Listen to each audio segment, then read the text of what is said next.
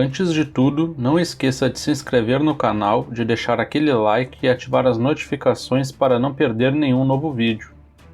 Um dos comentários mais comuns aqui no canal é sobre a possibilidade ou não do carro de combate EET-1 Osório ser, entre aspas, ressuscitado, sendo fabricado com as devidas atualizações para equipar o Exército Brasileiro. Acho que em quase todo vídeo algum inscrito pergunta sobre essa possibilidade. E sem enrolações, sendo bem direto, a resposta é que sim, com quase toda certeza o Osório poderia voltar a ser fabricado se fosse de interesse do Exército Brasileiro. Embora algumas fontes afirmem que os planos do Osório foram perdidos, o EB ainda conta com 2 protótipos que poderiam ser minuciosamente estudados, numa espécie de engenharia reversa, ironicamente de um produto desenvolvido por nós mesmos, permitindo um reprojeto atualizado ao nível dos principais MBTs atuais. Vamos lembrar que o projeto base do Osório era até um pouco mais novo que as versões iniciais do Abrams americano e do Leopard 2 alemão, modelos que, com as devidas atualizações ao longo das últimas décadas, ainda continuam em operação em seus países de origem e também em diversos países estrangeiros. Portanto, não me parece que exista algum impeditivo de caráter técnico para o ressurgimento do Osório. Existem, no entanto, 2 outras questões, tão ou mais importantes que a viabilidade técnica da volta do Osório, que eu acho que deveriam ser discutidas, mas que quase sempre são ignoradas dentro desse assunto. A primeira é sobre a origem do Osório.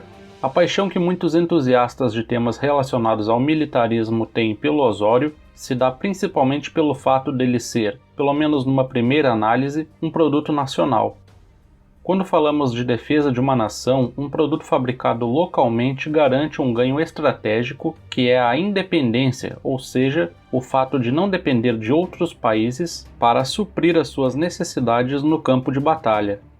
Isso faz com que, numa avaliação mais comum, muitas pessoas acreditem que a volta do Osório livraria o Brasil da possibilidade de sofrer embargos relacionados aos carros de combate em um eventual conflito e que pelo menos nessa área não dependeríamos de ninguém. Porém, isso não é bem uma verdade. Embora as discussões sobre o Osório sejam quase sempre recheadas de patriotismo, é preciso falar uma verdade que para algumas pessoas pode ser um pouco incômoda, quase ofensiva, que é: o Osório era menos brasileiro do que a maioria das pessoas imagina. Sim, de fato o Osório foi projetado e fabricado aqui em uma empresa brasileira com engenheiros brasileiros e ele representa sim um grande feito para a nossa indústria. No entanto, o fato pouco conhecido é que quase todos os componentes críticos do Osório, ou seja, aqueles componentes que fazem dele um verdadeiro carro de combate, eram importados de nações estrangeiras. Por exemplo, a torre do canhão era britânica e o canhão em si também seria britânico para a opção de 105 mm ou francês para a opção de 120 mm. Praticamente todo o sistema de controle de tiro, desde os computadores de cálculo balístico até os sistemas optrônicos, eram também importados de países como Bélgica, Itália e Reino Unido.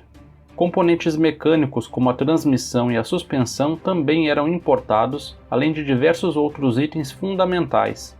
Podemos dizer, portanto, que o Osório não representaria uma verdadeira independência de países estrangeiros, pois sem a tecnologia que importamos desses países, ele seria apenas um veículo altamente blindado, porém sem nenhum poder ofensivo. E a possível volta do Osório, que teria obviamente de ser atualizado, ampliaria esse problema, porque nesses mais de 30 anos desde seu nascimento, muitas novas tecnologias, fundamentais para um MBT sobreviver ao cenário moderno, surgiram, e nós não dominamos nenhuma delas. Precisaríamos importar a blindagem reativa se fosse uma opção, bem como sistemas de proteção ativa, além do próprio canhão e todo o conjunto de controle de tiro, os sistemas de alerta laser, dentre muitos outros. E aí entra a primeira questão: será que vale a pena gastar os poucos recursos que sobram para investimento no redesenvolvimento de um MBT nacional, que de nacional teria apenas pouco mais que o chassi e o motor? Qual seria o ganho de independência que teríamos com um carro de combate em que todo o conjunto ofensivo é importado? Aposto que muitos pensarão agora que a solução é simples, pois bastaria desenvolver aqui também todos os demais componentes, como o canhão, a torre, os sistemas optrônicos, os computadores de cálculo balístico, a blindagem reativa e ou sistemas de proteção ativa e todo o resto. Porém, aí entra a segunda questão. Além de não possuirmos quase nenhuma experiência no projeto e fabricação desses tipos de tecnologias, o histórico da nossa indústria de defesa não é dos melhores, não por culpa dos nossos engenheiros, mas por uma série de outros fatores.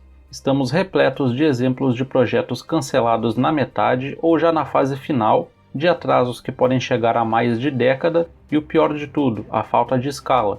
Nós somos especialistas na arte de gastar para desenvolver alguma coisa e depois de pronto adquirir uma quantidade ínfima de unidades.